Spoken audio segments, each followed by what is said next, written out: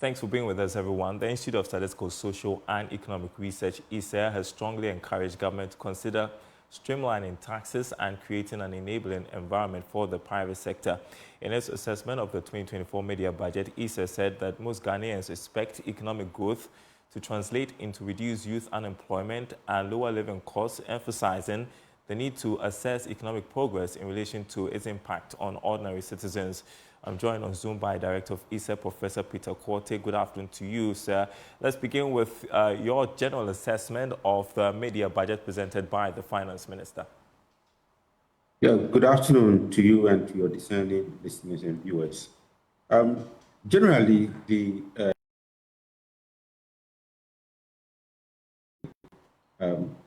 met some of our expectations, especially in terms of no new taxes or increase in taxes. We were very much pleased that some of our recommendations were taken on board. We've seen GDP growth revised about 3.1%, and we see improvement even in industrial performance also picking up. So that's a good signal for us. However, we encourage government to grow the economy using the VC-PEG program much better, and also try to redistribute, because the exchange rate volatility, as well as the significant levels of inflation, has affected people's cost of living and their livelihood. So we need to grow the economy better and also manage the exchange rate and the rate of inflation. Well, let's talk about taxes, because you talked about streamlining taxes, which you believe will help accelerate economic growth. What do you propose? So you would find that we have a 50% VAT. In addition to that, we have a lot of levies, a COVID levy and many other levies that we impose on importers, we impose on businesses. And I think we need to harmonize this and consolidate this. With some of the levies, if they were part of the VAT, then manufacturers or businesses can claim that as an input tax. But if they are treated as levies, then they miss out of that. And we think it's high. If you add the levies and the VAT, it looks quite significant. We are above about 21%. Then if you go to the ports, you find there are many other levies on importers. All of this doesn't promote business-friendly environment. And that's why some businesses are threatening to leave, or some have left. And I think we need to consolidate and harmonize this as we proceed. Yeah, and in your report, I mean, you talk about the disconnect between where our economy stands and the cost of living for the ordinary Ghanaian. The issues to do with the cedi's depreciation, inflation, there are major hurdles for the government. How should the government get around these challenges? Well, certainly with inflation, if we're able to, we know the commodities. The good thing is that Statistical Service churns out its inflation report, and points towards the commodities that are driving the high rate of inflation. So government should then target its policies at expanding production of some of these key staples that are driving inflation. Basically, some targeted credit policies, credit guarantee, like GESAL is doing for agriculture, and also encouraging some to process and store some of our agricultural products. Because when we have bumper harvest, unfortunately, we don't process, we don't store, and during the lean season, then we find prices escalating. So, and we have tended to rely on imports, sometimes from neighboring countries. So I think our policies have to be very targeted. Our Planting for Food and Jobs program is a good policy, but we need to see more from its implementation to minimize food shortages and food price increases. You talk about coordination between our fiscal and our monetary policies. Do you think there's a disconnect? Oh, yes. I mean, you need a tool to fight inflation. You cannot use monetary policy tools alone to fight inflation. So we see Bank of Ghana often now and then adjusting the policy rate and also reserve requirements. I mean, basically using these monetary policy tools to fight inflation. If Bank of Ghana does that, and yet the fiscal authorities are spending, running huge deficits, then they are counterintuitive. And I think the two of them have to speak the same language in order to ensure price stability. Let's talk about debt, because it's going to be a big headache for whoever wins the elections come December. And just to point out that our Eurobond debt servicing obligation alone is expected to hit more than $800 million in 2025. How do we address the debt situation? Fortunately for us, some of the debt have been rescheduled. Some we are enjoying haircuts in terms of interest payments, etc. So there is some savings for us, and we need to leverage on this by preparing or having a sinking fund or a savings account or somewhere that we can be earmarking some revenue, some forex over the years, so that when we enter 2027, we have enough resources to service the debt as and when they fall due. I don't think we should wait for this payment to hit us before we start looking for money or going to borrow to finance this debt. We know that we have debt to service and we need to work towards it. But I think in all of this, we have to legislate debt ceilings. The IMF medium-term program says 55%. Some are advocating for the ECOWAS 70% debt GDP ratio. Be as may, we need a debt ceiling so that we regulate how much we borrow. And also we should encourage more of multilateral concessional borrowing and less of the commercial market or capital market borrowing, which comes with very high interest rates, sometimes in the region of 8%. Yeah, just one quick thought. This issues concern our debt. Fitch Ratings warning that Ghana could be downgraded, our credit worthiness, if we are not able to reach a deal with our external creditors on repayment of our debts. How seriously should we take this? Well, certainly, I mean, you recall those eras where we were downgraded, that has had repercussions on us, on our exchange rate, had repercussions on our economy. So we don't want to go there. Gradually, our ratings is improving, and we need to do whatever it takes to seal this and avoid going back to that problem where our credibility is questioned, called to question. We are now under an IMF program, and one of the benefits of the IMF program is that we're going to have credibility, policy credibility. So now we are in it, and I don't think this issue about credibility challenges should come to hit us. So government should do whatever it takes to conclude on these negotiations, and also pay bondholders as and when they fall due, because we are going to enjoy some significant interest rate cuts, which will inure to our benefit. Well, when you say whatever it takes, I know that negotiations are going on. What would it take to get this speedily resolved? Well, it takes, I mean, negotiation is give and take. I mean, if you attach some more seriousness, we attach some more frequency in the negotiation, and also concede where we have to concede. Taking entrenched positions will not help us. So let's go to the table, let's be frank with our creditors and tell them what we can afford and what we cannot, and be open about it. I believe with seriousness, with consistency in the arguments, with all the facts available to us, if we present this, I am sure we'll come to a conclusion. But the creditors themselves also don't want any deadlock. They want to conclude on this and also move on. All right. Professor Peter Quartey, economist, also director of ISSER, thank you so much for your time this afternoon. My pleasure. We took a bit of your lunch time, but we're grateful that you could make time. Professor Peter Quartey there. Well, moving on to our next top story. The Tree Crops Development Authority has commenced a nationwide licensing and registering of all actors along the oil palm value chain. Now, this follows the passage of the Tree Crops Development Authority Act to regulate activities of the sector and boost productivity. The oil palm industry is currently fraught with numerous challenges, forcing many actors in the sector to abandon operations. But the registration exercise would ensure a sustainable production process processing and trading of the crop. Here's more in this report. Ghana is the third largest producer of palm oil in Africa after Nigeria and Ivory Coast, with an estimated production capacity of at least 300,000 metric tons. The artisanal and small-scale oil palm producers form a majority of the country's oil processing industry, producing up to 80% of the commodity.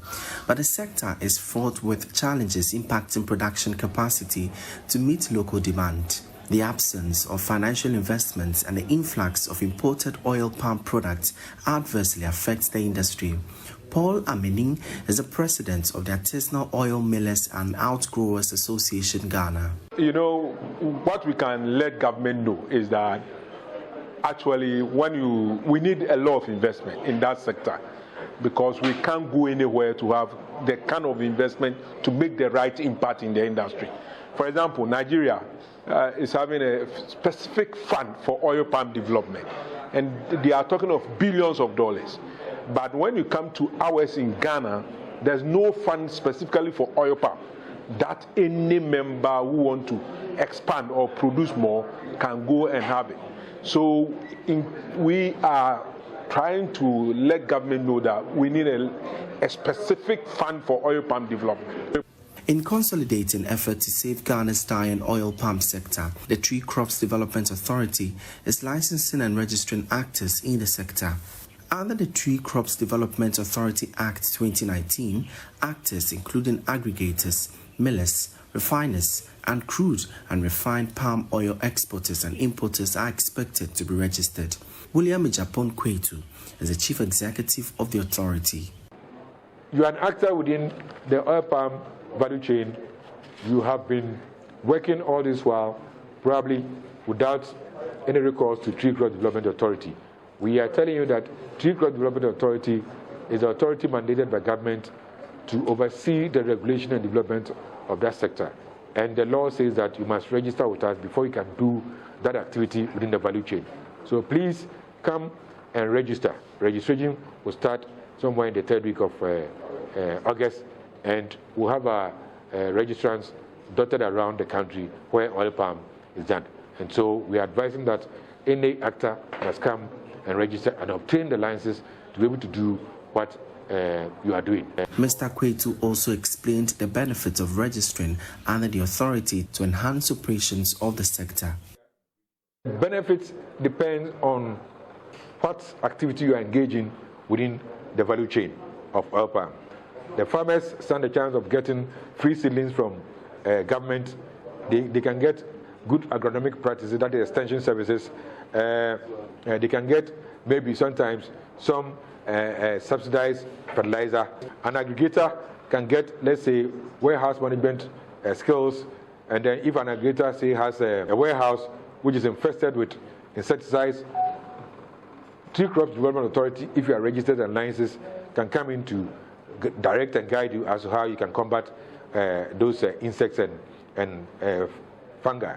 For Joy News, my name is Emmanuel Bright-Kweku. And you're watching The Marketplace. Now, Ghana's lawmakers exactly a week ago passed a law to give more opportunities to women at the national level, with a target to increase their participation in governance and decision-making to a minimum of 30% by 2030. Now, members of Parliament unanimously passed the Affirmative Action Gender Bill 2024, and then a process started in 1998 to create an equitable society and mandate efforts to address the social, cultural, political, economic, and educational imbalances in private and public sectors. How does this empower women in business? Edna Frimpong, an entrepreneur, public speaker, and author of the book, The Shoemaker Girl, joins me in studio to discuss this. Happy to have you here in the studio to talk about the Affirmative Action Law. They say it's a male-dominated world. Do you agree? Well, at first I used to agree, but now I think the narrative has changed, and it keeps on changing, even before the affirmative action. Yeah, I mean, for people who don't know your story, I mean, essentially you're a shoemaker, right? Yeah. And in your book, you talk about your challenges in breaking the ice in a trade that is considered for men. Tell us about it. Okay, so first, when you tell people this is what you do, the doubt. You have to be at the office, be a lawyer, be a doctor. And so until you see the finished product, then they get to believe you.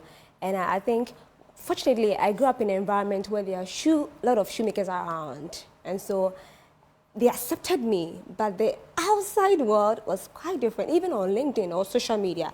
And people get to see that, why? Until you change their perception about it, then they're okay to accept who you are. And so sometimes I think your result or your works will make them believe you. Okay, so tell us a bit more about, the sort of challenges. I mean, if you're in the same profession with a male counterpart, how do you have been treated differently? I think maybe they will accept me at once. Okay, it's normal. This job is for me. It's for the men, so it's okay. But the woman tag comes inside. Hi, are you able to hammer? Are you able to sew? Because they feel like it's just for the male counterpart, but it shouldn't be that. And I think it's from the foundation, our homes. We grew up like that. That's why things like this happen. But then I was fortunate to get a father who was able to support me because that's his business, and so he supported me in that. All right. I know this affirmative action law was a topic for conversation yesterday. Yes. Was it on Twitter? On LinkedIn. On LinkedIn, yes. Where you were able to, engage some of the MPs, the lawmakers, on the law that was passed. What's the feeling among female entrepreneurs about the passage of this law, do you think? I think a lot of people still haven't heard about it. And so we need more of advocacy. But I think yesterday, I personally learned a lot from that whole process. That yes, it's a good thing. It's not just a norm. Yeah, another act has been passed. But then the opportunities it will create for we women, not just women in business, women in leadership and all as well. It's a good thing. So yeah, we all have to embrace it. Yeah. Again, we don't know the scope of this law. What it says specifically about women in business. But we know that if we, for instance, have more women in the shoemaking, in Parliament, for instance, they'll be able to advocate for more opportunities for women. I just also want to talk about the argument that people should be treated based on merit and not given undue advantage over others. You see that as a solid argument? I think I heard that a lot. But you see, the affirmative action bill is not just there for people who are mediocre. No. It's there for those who are qualified. And so even if you're a woman and you're not qualified for the position, for the job, it's not for you. It's for those who are qualified. So all we are saying is that if I have the skill, if I have the experience and the certificate, put me there. That's exactly what the bill is standing for. Okay. And so how can women entrepreneurs leverage this to their advantage? Well, I think I learned they're going to set a committee and to then start with the advocates and all that. But I also wish and pray that we, the entrepreneurs, also need to also look out for this, read more about that, know exactly what the bill, the act entails, so that we will be able to know our ins and outs. Because if you don't know anything, you'll be out of the system. And then again, I know that the startup bill is still in Parliament. It hasn't been passed yet. So imagine if they passed that bill. Those among the affirmative committee and their women could champion more of women in business advocacy. But is the law enough? Is that what you need right now? It will never be enough, but I think it's a push. It's a step in the right direction. Because we might have all the laws and it will still be lacking.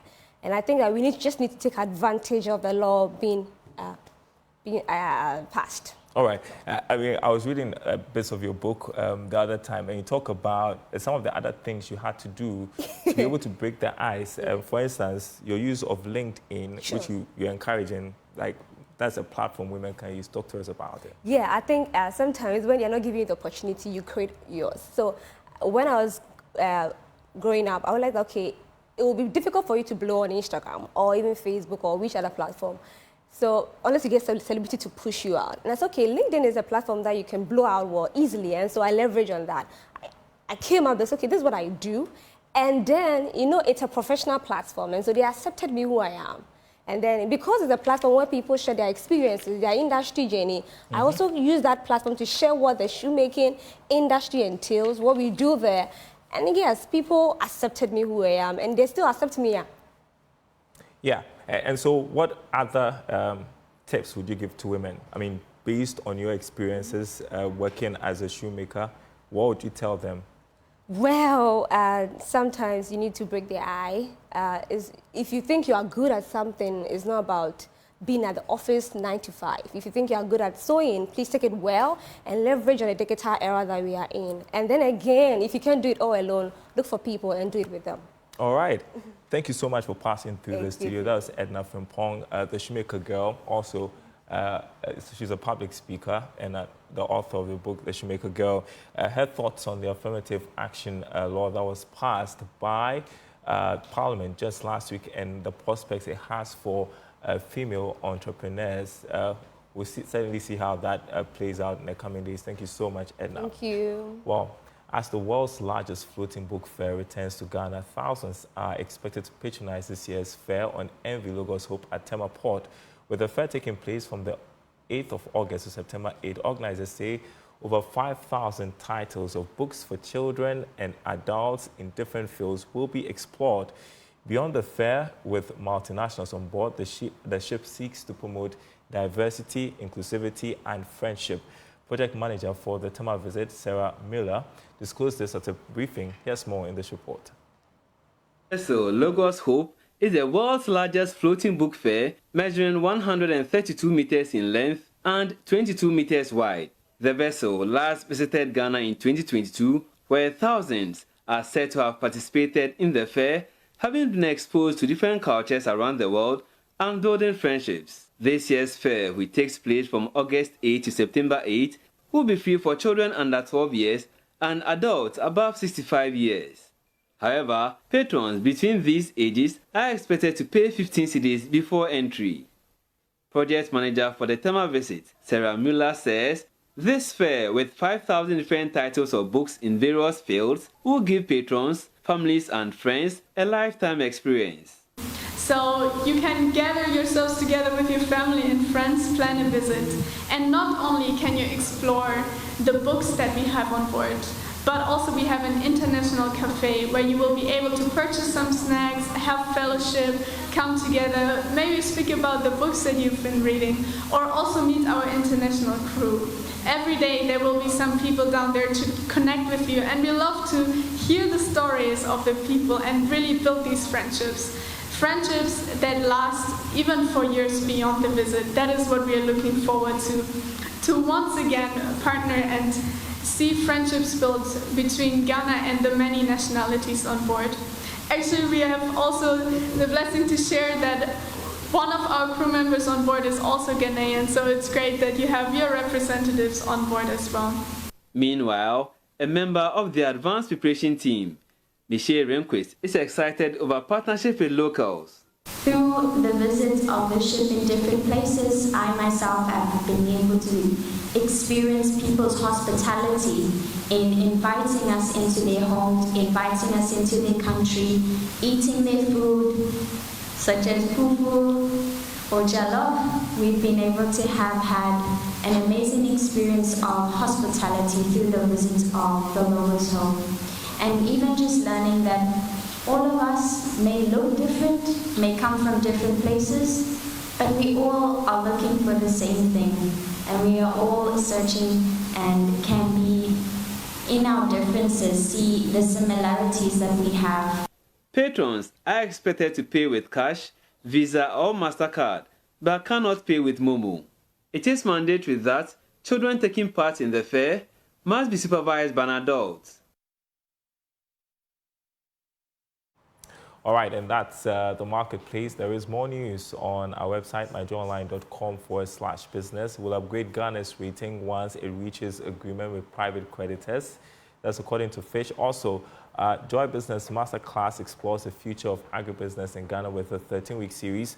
That series starts tomorrow at 1:30 on Joy 99.7 FM. You want to catch it? My name is Darryl Kwao. Thanks for watching. We will be back same time tomorrow.